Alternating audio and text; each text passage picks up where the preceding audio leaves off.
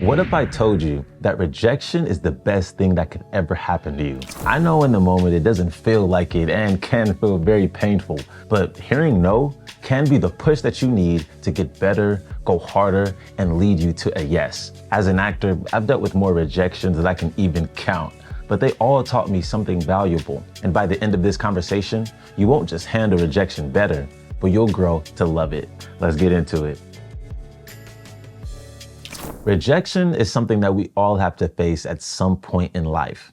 Whether it's a job, a relationship, or an opportunity that you are hoping for, rejection is inevitable. And honestly, it sucks, especially when it's something that you really want. It can feel like a gut punch. Hearing no can feel like the end of the world, but really it can lead you to a whole new world of possibilities. Some of the most successful people in the world only got to where they are because they faced rejection. Oprah Winfrey was fired as a news reporter, which led her to having her own talk show. Michael Jordan was cut from his varsity basketball team. Kevin Hart was once rejected when auditioning for SNL, and Lorne Michaels actually even told him that he should consider another career. I feel like nobody deals with rejection as much as actors. It's basically a part of the job, which is why you have to really love this thing to pursue it, because we will hear no more often than we hear yes. I got to learn about rejection very early in my acting career. In the first episode, I talked about how I found my passion of acting and how I felt on top of the world after it. Then rejection came and it hit very hard. But before we even get into those stories, I first have to tell you thank you so much for tuning in. But while you're here, go ahead and like this video and also subscribe to the channel so you can stay connected with us and see future episodes. In college, there was this thing called the KCACTF.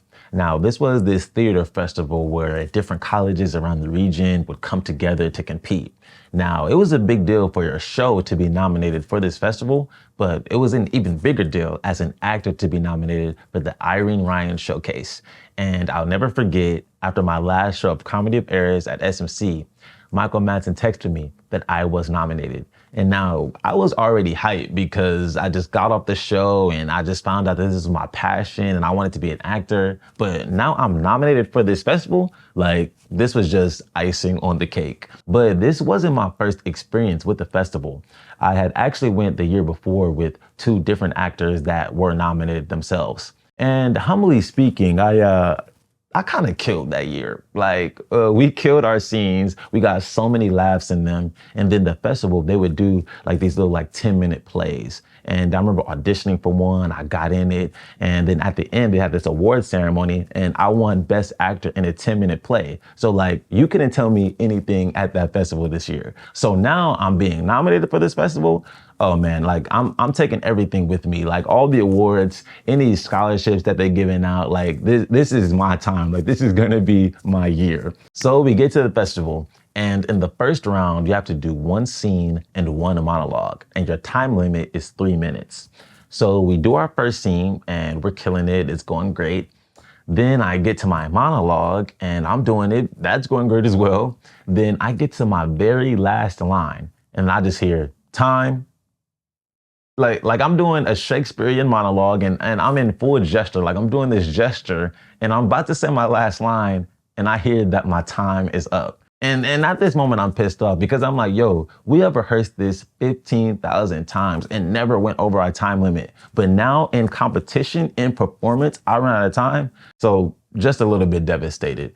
But I go down and my peers, they tell us, oh man, y'all did great. We really enjoyed that material, Ben, such a great job. And then some people actually told me that it wouldn't be a complete deal breaker that you went over the time limit. Of course, it doesn't help you out at all, but it's not gonna be a deal breaker as long as you presented some good material.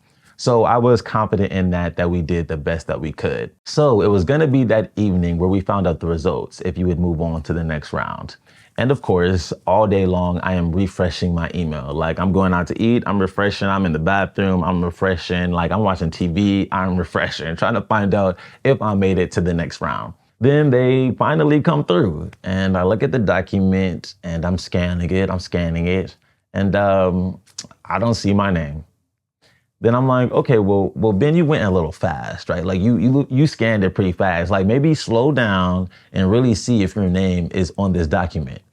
And I look again, and Benjamin White is nowhere to be found.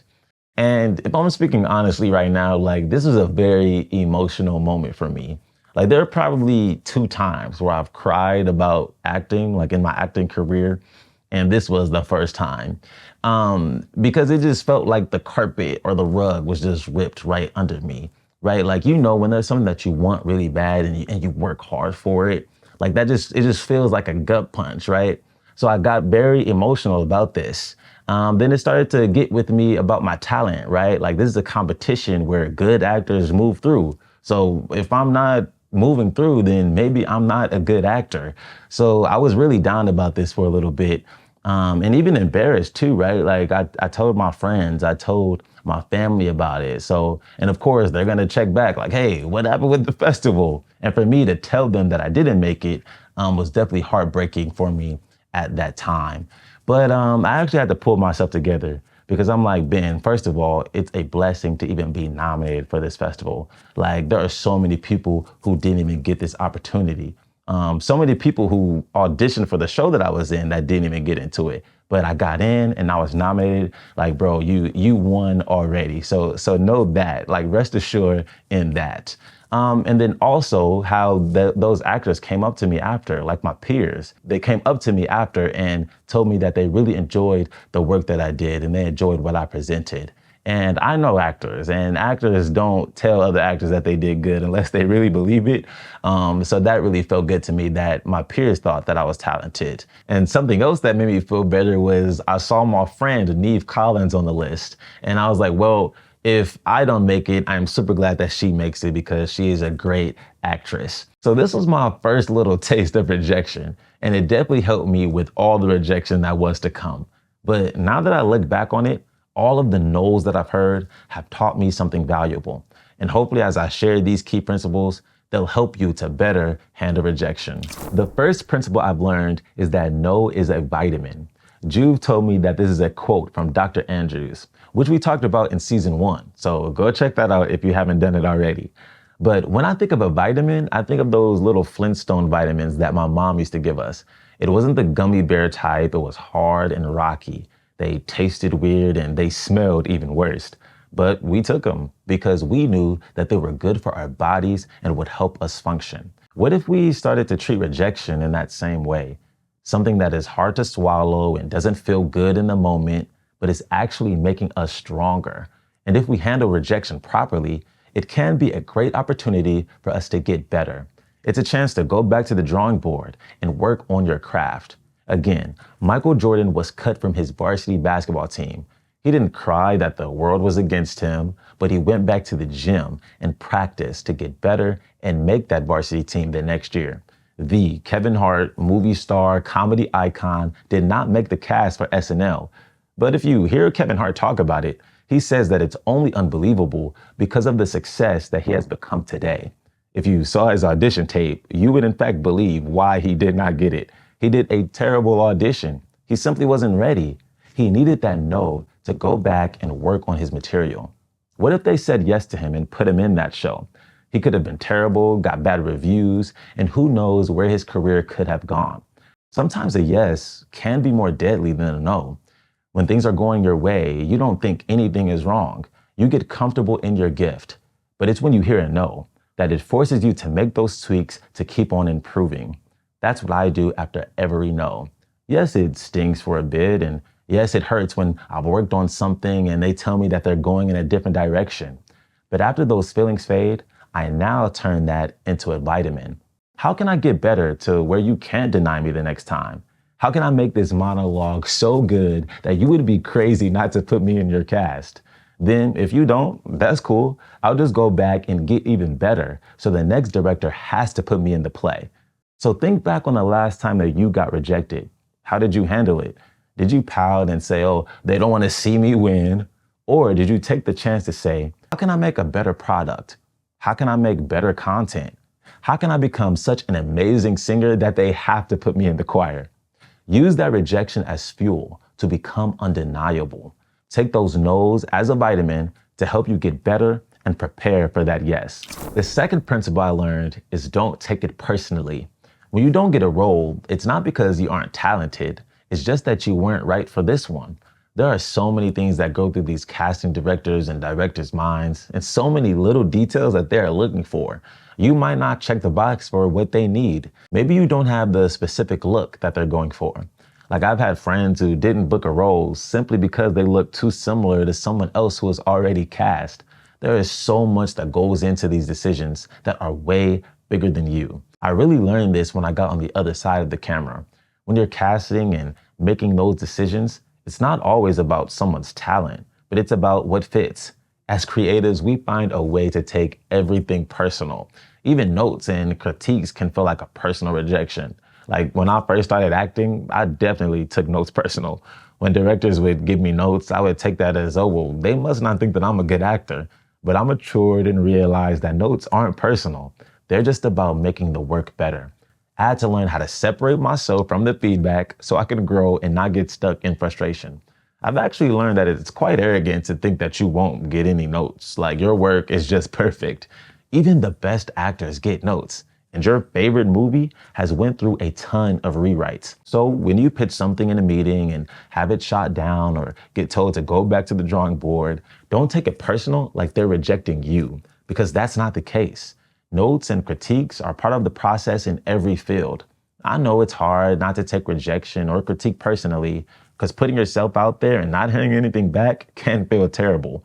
Being vulnerable in a room full of people and getting rejected or critiqued can be disheartening. But the truth is, it's not about you. It's about the process. The more you embrace that, the easier it becomes to keep pushing forward. The third principle I learned is rejection can mean almost there. Sometimes a no is just a signal that you're on the right path, but you need to keep pushing. Take Trevor Jackson. He auditioned for Snowfall 8 times. Imagine getting that far, auditioning over and over, thinking, well, this has to be the one. But it wasn't. He didn't book that. We all know who famously played Franklin Saint. That would have been the moment most of us gave up. Like, that kind of rejection would have probably crushed my spirit and could have done the same to Trevor. But it didn't, and he kept going. Shortly after, he auditioned for Grownish and booked the role of Aaron, one of the biggest roles of his career. He thought Snowfall was supposed to be his moment, but really, he was just almost there, headed towards the role that he was meant for. In 2019, I auditioned for the Kingsman Shakespeare Festival. They are a great theater company in Thousand Oaks, and they do 2 shows every summer. I didn't book 1 role in 1 show. And honestly, it stung a bit because I've heard great things about this company and I wanted to be a part of it. But I didn't let that stop me. I kept working on my craft and kept improving. Then in 2022, I auditioned again, and this time I booked 2 leading roles. At the cast party, I was talking with the director, Brett Elliott, and the producer, Jason Rennie. I mentioned that I had auditioned a few years ago, but they probably wouldn't remember me. Brett asked me what year it was, then pulled out his phone. Jason told me that they actually keep records of every actor's audition notes. Brett scrolled for a second, and then he found my name. He looked at me, and he said, I wrote down, almost there. Hearing that gave me chills because in 2019, I thought I was rejected, but in reality, I was almost there. I could have said, I'm not auditioning for these people ever again. How dare they not see my talent? But if I did that, I never would have done that season and grown so much as an actor. This reminds me of that meme of 2 guys mining for diamonds. The guy on top is eagerly swinging, but the guy on the bottom was literally almost there, but he gives up and turns around. He was probably 1 swing away. Don't be that guy. Don't let rejection convince you to turn around when in reality, you might be just 1 swing away. That's why it's so important that we don't give up on our dreams, because you never know just how close you are. That breakthrough moment that you're looking for could be 1 script, 1 song, or 1 post away. And mine was 1 audition away. Because I used no as a vitamin, I didn't take that rejection personal. I was able to turn that almost there to a yes. Well, I hope that you enjoyed this conversation on rejection. And if you did enjoy it, be sure to like this video. And if you got any value, if you got any tips on how to handle rejection better, be sure to throw that into the comment section. I'll be sure to check that out. And also, if there's some other topics that you want to see me talk about, be sure to throw that in the comment section as well. And please feel free to subscribe to the channel so you can stay connected with us and see future episodes that we have coming up. All right, we'll catch you at the next one.